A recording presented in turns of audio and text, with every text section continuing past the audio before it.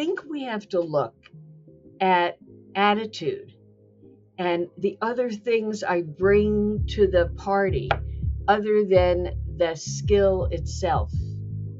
And maybe we don't know how to talk about that unless somebody asks us, well, how did you think to do that? And what made you move to B instead of C? And, what went through your mind as you thought about that?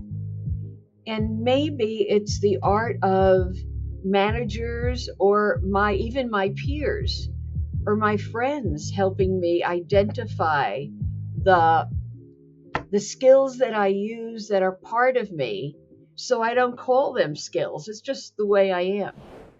Hi, and welcome to the show. I'm Johnny Campbell, CEO and co-founder of SocialTalent. And this week on the podcast, we're talking with the fabulous Bev Kaye about skills first hiring and skills first organizations.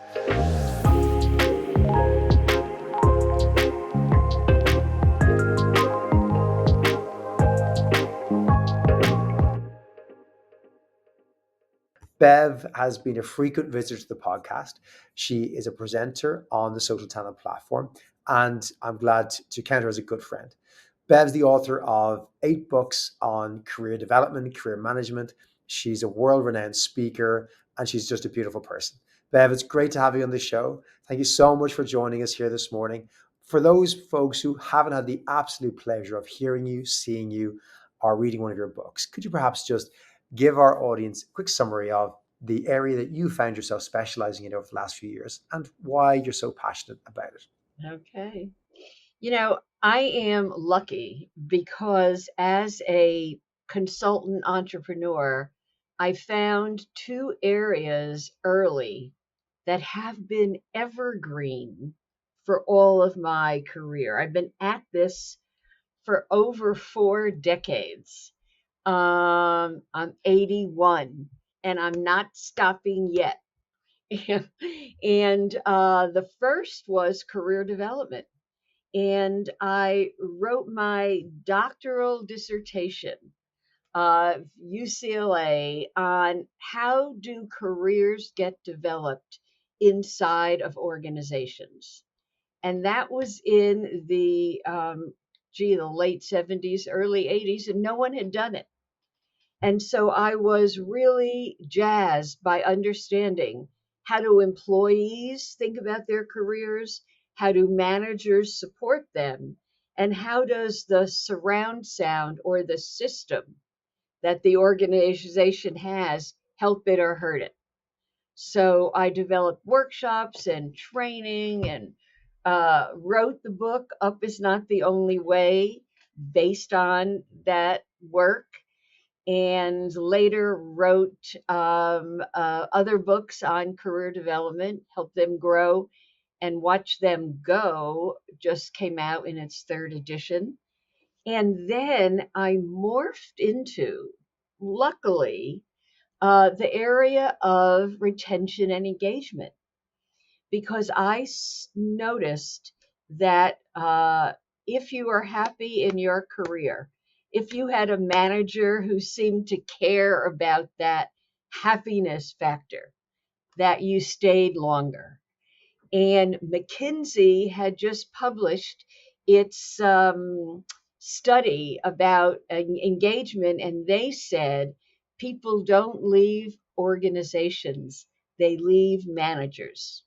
And everybody nodded their heads, that's right. But nobody was saying, okay, managers, what do you do? So I've come to believe over all these years that my work is around the how behind the why. We keep giving the why and all the bullets that go with the why, but we're not giving simple hows. And that's what I think is important. That's what I've done for all these years and will continue to do. I love that you framed it that way, Bev, because as we record this podcast, there's a lot of talk, and I mean a lot of talk about skills first organizations, skills first hiring, skills first everything. And it seems that you cannot be not skills first because you must be missing out, right? There's so much conversation about it.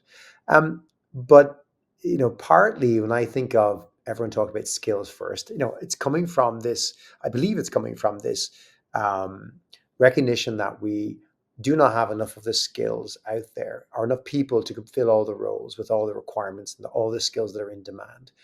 And so organizations are looking at how do we still deliver on the needs of an organization, still deliver on all the results we have to achieve, but maybe think differently about how we hire, how we move around our folks, and trying to break the perhaps traditional view of job titles and break people not into job titles, what you do today, that, I'm a designer, I'm a writer, an accountant. Instead, focus on a collection of skills that I might have, which allows me maybe to transfer those skills into other roles. So that's where I think it comes from, right? So from maybe a good place. Um, but perhaps it's, you know, you know, maybe in doing so, what you are doing is you're breaking down all these wonderful, beautiful people into a collection of skills, of words on a page, when we are much more than that. So, Bev, what are your thoughts around this general skills first movement as it's come about today? Yeah. Its roots, what's right or good about it, what's maybe wrong or negative about it? Having been in the field for so long, I think we've always hired for skills. We've always looked at what do you bring to the party? What do you have to offer us? And yeah, years ago we called it competencies, we've called it other things. But I think the emphasis on skills as opposed to where did you go to school? And, what did you major in and what did you do? It's bigger than that. And from my career work, I don't think people have the list of skills they use at their fingertips. Like I'll tell you what I was remembering in the workshops that we used to do in the old days when there were a lot of face-to-face workshops. We used to do something called success stories, where we put people in a small group and we'd have one person be it, and that person would talk about a project that they just finished doing. And the group would ask questions like, well, how did you know to do that? And how did you know to do that? And what did you do first or second?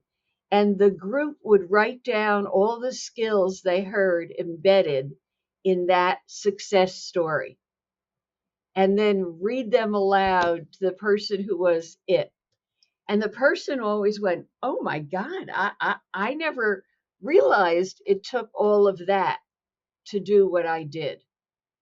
And maybe everyone needs to think more deeply and broadly about the skills they use, you know, unintentionally or unknowingly to make something happen. So that's why I think an emphasis on skills is important, and we have to help the individual name them, and we have to help the manager ask in such a way that those skills can be talked about, maybe.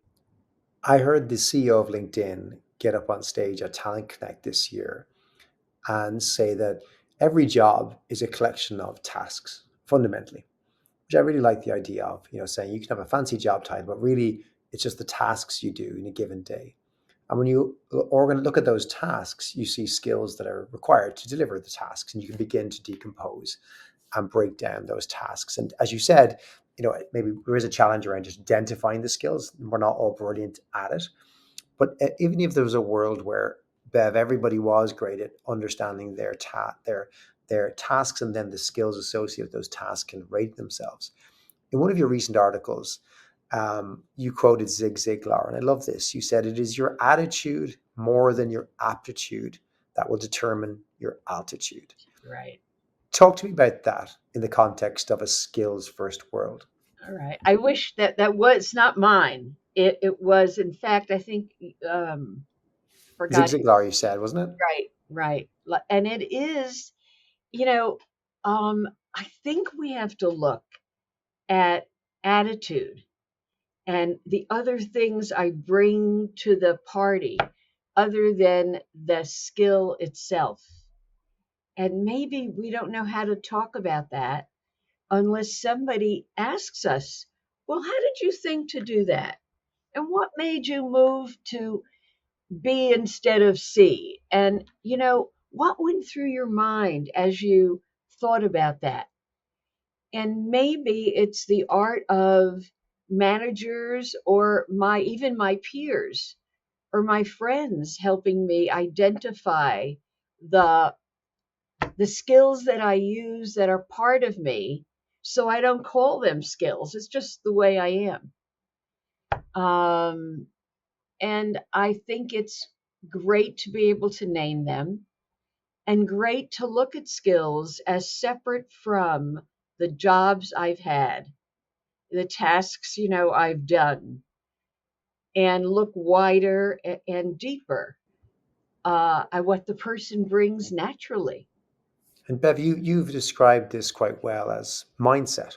Can you explain that concept of mindset and how it interacts with skills and how it's different to skills? It's kind of like that quote, there's skill set, which is the specific things I put together and deliver, and there's mindsets, and there's a long list of them that kind of are how I see the world. Like one mindset might be, do I see other ways of attacking that problem other than the one I've been trained to do? You know, do I think of how would Johnny have approached that differently than how I am approaching it? Do I think outside of the box? I know we talk about, the box, and I remember a friend of mine named his creativity program What Box?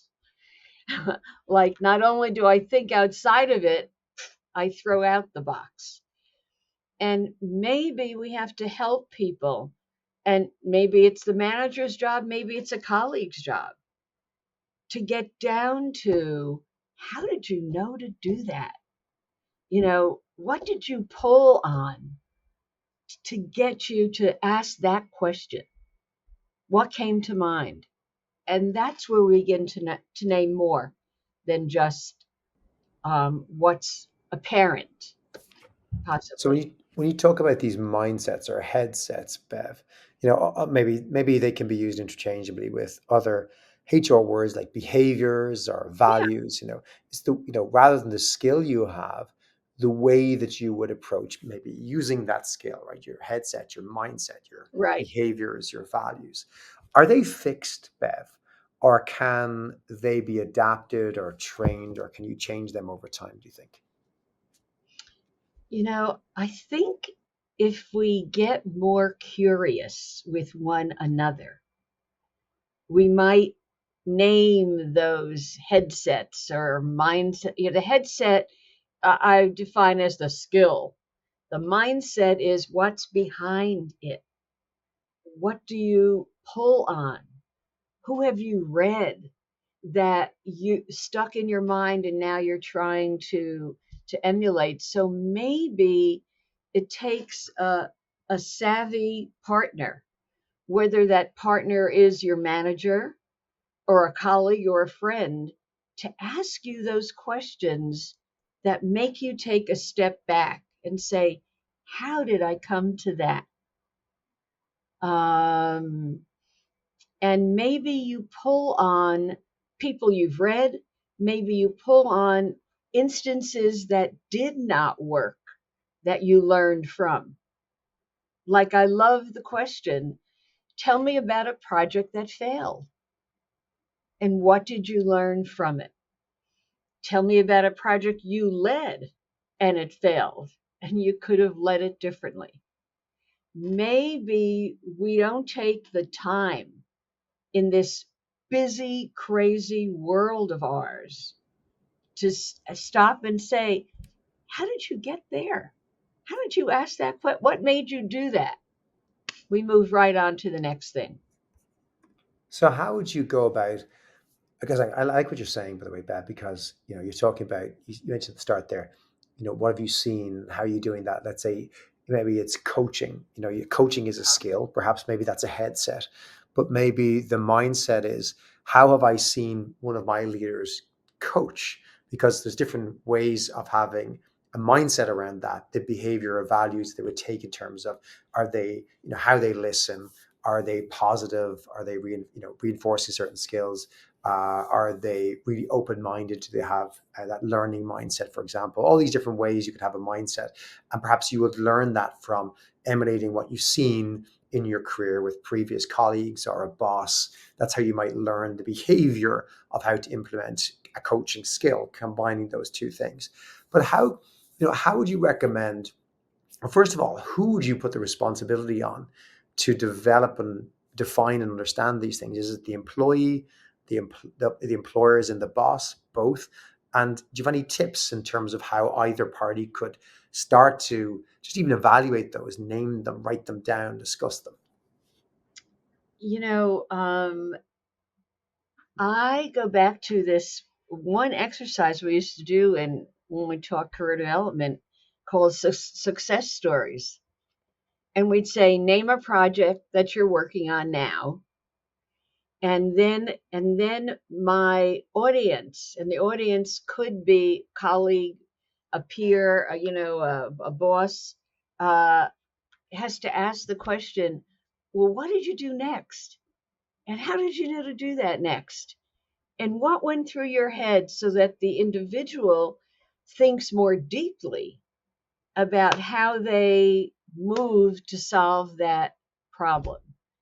And maybe those are the attributes and attitudes that help me um, make a success of that particular project. But I don't think we stop to say, how did I get there? How did I do Mm. that? I think it needs someone else asking, because we don't stop to ask ourselves. I love that. So from an employee perspective, it's having an environment or a scenario where you can safely examine those behaviors, right? To understand your mindset a bit more, maybe having someone help you ask the questions to get through that, to uncover your own mindset, to write it down then and have better understand yourself. And I guess from an employer slash hiring manager perspective, it's designing structured interview questions that would understand, what are you trying to see, what are the values you're looking for, the mindsets you want to hire for that you think will succeed in your team, in your organization, or that your organization values, Right, and then designing good structured questions that will uncover in candidates whether they fit that mindset or could adapt to that mindset. right. Is that the way we could see it, perhaps, Bev, from Yeah, both sides? yeah, and maybe it's giving managers some clue sheets to say, try this question or try Mm, that question. Like, here are some questions that I remember using when we were trying to invent good questions that employees might not have thought about. Like, what's the most unexpected thing you learned this year? How did it surprise you? And what was it? To get to, are you aware of what you're learning every day? Or a recruiter could ask, tell me a time when your strength turned into a challenge and wasn't a strength anymore. How did you handle it? Or what's a small win that meant the world to you? And why did it matter so much? It was a small win. Tell me more about that. Or I love this one. Describe a moment when you thought, did I really just do that?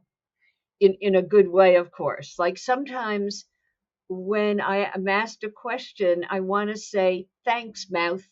I didn't know it. My mouth knew the answer. So when does that happen, in what settings? The other question I think that's really interesting is, what is the most useless piece of knowledge you have that ended up being surprisingly helpful at work? And get someone to say, gee, I remember when I built that thing with my kid and how I went through the steps and I applied it with my own employee. It's a way to get to know employees deeper and see the skills that they pull on. Like, I love the question, if we could pick one superpower that embodies your best attribute, what would it be and how does it show up in your work? What is a super, like, I'm a big how do I make this simple kind of thinker. How do I rhyme it? How do I make it memorable? Because there's too many things that we have to remember, especially in a new job. So that's been what I've tried to do, I think, with all my work, so that a manager thinks about an acronym, and the acronym reminds that manager, oh, those are the choices I, for jobs. you remind me of Lever with two R's at the end, I was just going to say that. which comes to mind every time. I would never remember. I'm always talking about up is not the only way. And I say, Bev Kaye's fantastic work. She got great course. And they go, so what are the other ways apart from up? And I go, hang on a second. Leverr. I start Right, taking people through, because without that, I'd be lost. I would struggle. And you're right. I love what you said there around the different question types. Obviously, some of those will be good ones for interviews, and depending on the values or behaviors you're recruiting for. Like, for example, I imagine that comment, the question you made about your mouth kind of running off thanks, before your ma'am. brain Right, kicks in. Maybe that's about testing for self-awareness, right? As yeah, a value or behavior. Is the person self-aware? Can they right, see in themselves when these things happen and correct that or right, understand when it's happening? So I right. guess it's about understanding those values. But I think You from a know, career development right, coaching perspective, it's also about our managers having these regular conversations with their team, not just in an interview situation, because obviously that's obvious, but maybe in a career development, better understanding of someone's right, potential and opportunities, which is just exploring these conversations regularly, so that both you and your colleague or team member have a more better understanding of their strengths on the mindset, not just the headset skills. right, right. No, it's like I love the play on words like that. But you use the word self awareness. I read recently that the number one skill that managers need is to be successful is self-awareness. Mm. So I don't know that self-awareness appears on any skill list, but it is something that the research says is essential. That But I right is that it I a know myself. is it a skill? Is it a behavior? I guess this is, for me, I don't know what you think, Bev. I wouldn't get caught up on the words and the language. I'd say, listen, call it what you want, but people want more of it. Whether it's a skill or a behavior, I'm not too sure where the lines cross, to be honest Right, with you, in the conversations I've had. But if we take those two first concepts, obviously the skills first organization, which obviously skills is really important. We need to have certain skills, and it's all good looking for the actual skills and breaking them down. We talked about not just, let's call that the headset. We're talking about the mindset, which would be maybe the behaviors, the how you put that into place, the type of maybe mindset or approach you take and why. Maybe it's learned from what you've seen and how other cultures you've worked in. But you also talk about a concept. I'm going to use this. You have several phrases for it, but I love the legit fit, which is a different concept. Again, walk me through legit fit, Bev, and maybe that more motivation piece, because I think yeah. this is fantastic too. And again, from my readings and my own work, I know that skills alone doth not the marriage make. That you can't just say, perfect, you've got the perfect skills for the perfect job that demands these skills, done. It is more than that. So a legit fit is its skills, like what do I do well, but it's more than that. It's what do I enjoy doing. So it's skills, it's interests. Like I'm passionate when I get to reinvent something, or so it's skills, it's interests, and it's values.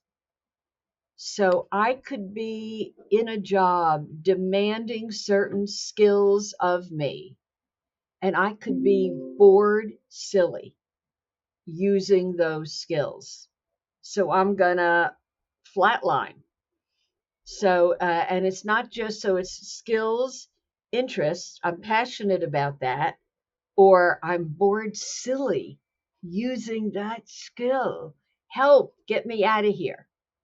You know, do managers notice? Do employees know enough to say, I am bored silly on this Mm, project? mm. Get me on, and so it's skills, interest, and its values. Is this something that I really do care about? And I think if any of those three are missing, and they're this very simple, then it's not a good fit. So hiring for skills alone and not asking about interests and more about values, I think could maybe mess you up and mess your employee up more. Yeah, I think the interest one is that one that really jumps out at me because a with all the talk of mapping the skills organization, every job is broken into skills, not jobs. And then when we have a project or a role, we'll just look for someone with the right skills. It really ignores this interest piece. Nobody's talking about Yes. mapping interests. Like you could Right. have an accountant who has great Photoshop skills, brilliant. And you think, brilliant, we're going to give her this role that requires Photoshop. She's going, I'm good. I'm amazing at this. I don't want to do Photoshop every day. It bores me. I'm very good at it, but no, but maybe it's the thing, and I don't know about you, Bev. Often it's the thing that you're not brilliant at that you want to do more of. It's almost that kind of I'm on the edge of something, and I want to push it. So I'm not there yet. That's where my interest most I lies. want to learn more Balance. to get Yes. better at that. Right. Yes. Right. Right. Yeah, it's like almost like if you have somebody who has 10 out of 10 all the skills, I'd argue they have no interest in that job because what did they get out of it? They could Right. do that job in their sleep. And so Right. therefore, from a hiring perspective, you're like, awesome, I can map everyone who's perfect. I think perfect is not what you want to hire for because you got to flip to the candidate going, what is she getting out of it? She maybe wants, I'll give you 6 out of 10, you give me the 4 back. I want 4 new skills from this role. That's why I would take Right. it. If it's 10 out of 10 for me, as in I can do them all, I don't want that job because you've Right. got nothing to give me, which is Right. maybe that missing piece. No one's talking about mapping that. No one talks about how we fit that into the equation, do they, Beth? I'm not hearing it. Are you? Right. And we've talked about it really in the world of career forever. That it's, did you ever ask your person, do you love doing, what about that project? Maybe that's the Mm. simplest question. Turned you on, got you excited, made you go, look up something to do it even better? Or what made it feel so ho hum that you grimaced, oh, not that again? Now, sometimes you're going to have to do it. And sometimes me as a manager, just knowing that, Sally over there loves that kind of work.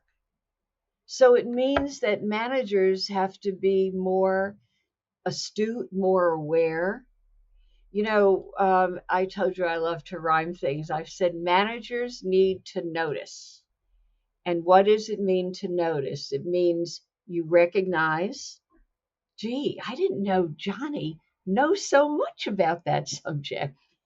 Recognize, and then you have to verbalize, hey, Johnny, you would be a great career coach.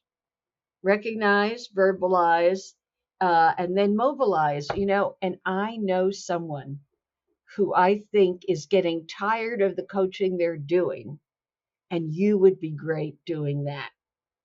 So it's recognize, verbalize, mobilize.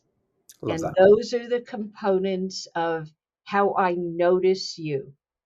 And if you only do recognize and you store it in your head, that's okay too. But if you speak it to the person to double check your assumption, that's even better. And then if you know where they could deploy that skill, that's better still. And I think that the piece about motivation as well, Bev, is that sometimes somebody will do the 10 things that they can do in their sleep because the reason behind it, the purpose is strong to them, which can be Right, just had if you understand someone's purpose, they may relish the tasks that on their own may not be terribly exciting, but the ends justify the means. They want to achieve some good for, the right, product or the customer or the community or whatever that serves, which can be the big part of the motivation. Hiring people who are motivated to do that. I remember many years ago speaking with Lee Yeep, who at the time was running the recruiting team for Uber in Europe. They just started, and he was telling me how when they first set up in Amsterdam, they'd all these folks from Google and Amazon and Facebook and LinkedIn applying for jobs to come work with them. They were inundated with really smart people, like super on the skills, super on the behaviors, and they were hiring them, and then they were churning after 6 months because the motivation fit was all wrong. Because as he described it to me back then, Uber had no perks, no benefits, crazy long hours. You had to give up your life, your weekends, your everything, because people wanted to work there, believed in this mission that the home planet was dying and we had to get off it or make it better. And there was this whole concept that Musk kind of created back then in the business, that the purpose was bigger than everybody. And so they kind of changed their whole way of hiring to stop hiring the highly skilled folks because they weren't the right people, because they didn't share that common motivation. And they kind of doubled down on, you will not like it here if unless XYZ. So it reduced the amount of people, but they hired folks who only wanted to work for an organization with that purpose, that motivation, and that really got it for them. And it really struck me how you can't just be all about skills, you can't just be all about behaviors. This motivation piece is just so important, and right, organizations that have a clear sense of purpose, you will be the only employer people want to work with. If it's narrowly defined and clearly defined, right, folks will flock to you who share that purpose, and you'll get the skills, you get the everything else. But right. again, it's not the only thing. And you get some passion, in Love 'em or Lose 'em. I remember saying, when passion goes, so do they. Yes. And do you even notice when someone's, by their behaviors, that they're getting to that no passion line? And the way I morphed into retention and engagement was that the data said, everything I read, everything I saw said, when I'm not getting what I want from my career, when I'm not being used fully, when I'm not being recognized, all those things, I'm going to look elsewhere. Mm. So that's how I got into engagement and retention, because a lot of it has to do with my career happiness or unhappiness. So And Bev, how it's sad when, I'm showing all the signs of turning out the work I have to turn out, but there's no joy in what I do. And maybe it's like a 2-minute conversation talking about, when I looked at you when you delivered that report, you just didn't like you enjoyed the whole doing of it. mm, mm. Uh, anyway, it's what do I see, and then asking you a question about what I see. So Bev, in a world where, you know, well, in a moment in time when there's such a fascination on mapping out skills, and we're trying to see computers as being the solution for mapping all the skills in an organization. And, I have this, you remember that noise from the 70s and 80s with the beep, beep, beep, beep, beep of a computer. It used to be the computer noise. When the computer was computing, you heard this beep, beep, beep, beep, beep in Right. old TV shows. Um, I have this image in my head that folks think it's going to go beep, beep, beep, and then we're just going to have, here's all the people to do all the jobs, and we're like look what we've done, and the computer system has fixed everything. And I think, from your learnings, as you say, you keep having to go back to the well, and it's the same well because people don't change that fast. And it's the basics that people are ignoring. There's a lot more than just defining someone's skills required to get all the work done, to get the people in the right jobs. So, what advice would you have to leaders who are listening to this podcast, watching this today, who have been maybe very, if not solely focused on the skills side? What advice can you give them to be a little bit more holistic? Hmm. I'd say be nosy. Ask more questions about what you sense and what you see. So get down a level or two and ask a question that you truly want to know the answer to. Like, what made you move that way as you worked that project instead of the traditional way you've moved in the past? What signal told you, that's not going to work, this might? And that gets you to understand somebody's thinking process and maybe some abilities that you didn't even realize they had.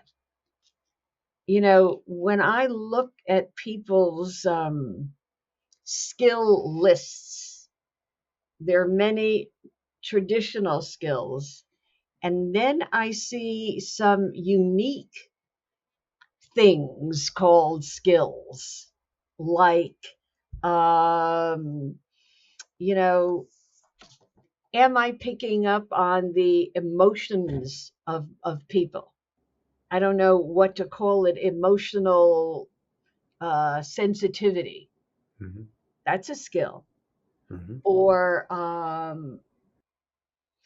something around flexible thinking. Can I juggle two different answers simultaneously? Or You know, ambiguity. Yeah. yeah, yeah. Or, you know, um, do I seek different perspectives enough? Mm-hmm. Do I ask myself, how would Johnny have answered that? How would Sally have answered that? And maybe it's, do I recognize my own limitations? Does my employee recognize his or her own limitations? Um, so they can say, I need more help in this area than this area. I Or think are they oblivious to their limitations? I think, Bev, what you've taught me here today is that, or reminded me today, is that the common skill for all of us working the talent professional should be curiosity. Curiosity is probably the most important skill to have when you're working with people. Right. And I think, if I can make a recommendation from listening to you for the last 30 minutes for leaders who are thinking about hiring for skills, I'd say you need to be open to the other areas. So the achievements of folks with skills, the behaviors of values, and their motivation.